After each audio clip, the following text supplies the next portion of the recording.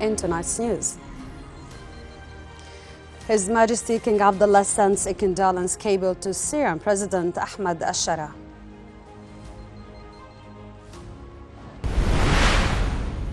His Majesty King Abdullah stresses with Sultan Haytham bin Tariq that peace in the region will not be achieved without a just solution to the Palestinian issue.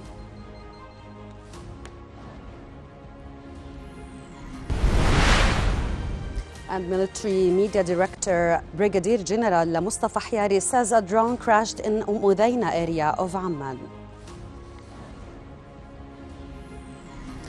Those were the headlines. Now the news in detail. Good evening. His Majesty King Abdullah has sent a condolence cable to Syrian President Ahmed al-Shara. The message follows yesterday's terrorist attack on Mar Ilyas Church in Damascus that killed civilians and wounded many others. In the cable, His Majesty extended condolences to the families of the victims and wished a speedy recovery to the injured. The King reaffirmed Jordan's solidarity with Syria in confronting all forms of terrorism and extremism. His Majesty also sent similar cable of condolences to Patriarch John X of Antioch and all the East for the Greek Orthodox.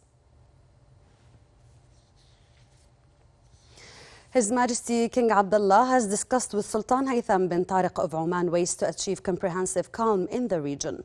During a phone call, His Majesty stressed that the current escalation threatens the safety and stability of the entire region, reaffirming the importance of communication with all parties to resume negotiations. The King emphasized that peace in the region will not be possible without a just and comprehensive resolution to the Palestinian issue based on the two-state solution. King Abdullah also reiterated the urgent need for an immediate ceasefire in Gaza, sufficient humanitarian aid, and de-escalation in the West Bank and Jerusalem.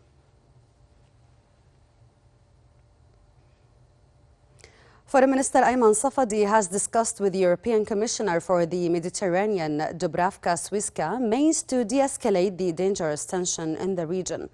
In a phone call, Safadi and Swiska explored ways to end tensions in the region and called for a return to negotiations for a political solution to the Iranian nuclear issue. The two officials also discussed the upcoming investment conference scheduled to be held in Amman early next year. The conference aims to boost investment in Jordan and attract EU capital under the European Commission's patronage. The talks also touched on finalizing a memorandum of understanding for the €500 million fourth aid package and a proposed fifth package of equal value. This will be presented to the European Council and Parliament before the end of the year.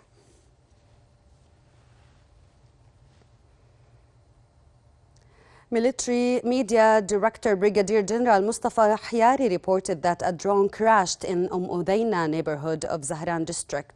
In a statement, Hyari said that the crash damaged the patio of a restaurant, noting that security teams and the Royal Engineering Corps cordoned off the area to deal with the drone.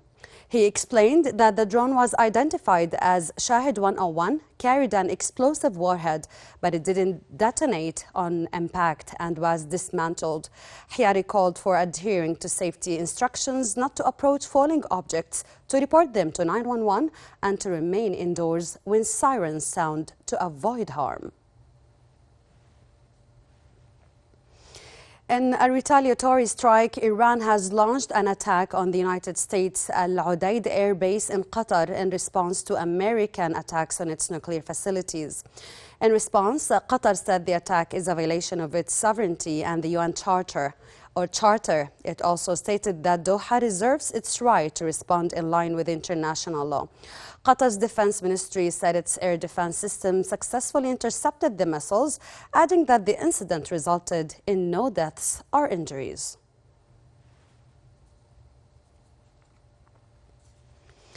Meanwhile, Jordan has strongly condemned the Iranian attack on the state of Qatar, calling it a blatant violation of Qatar's sovereignty, international law and the UN Charter. In a statement, the Foreign Ministry affirmed Jordan's full solidarity with Qatar, supporting all measures Qatar takes to protect its sovereignty and citizens' safety. That's it for tonight. Thank you for watching.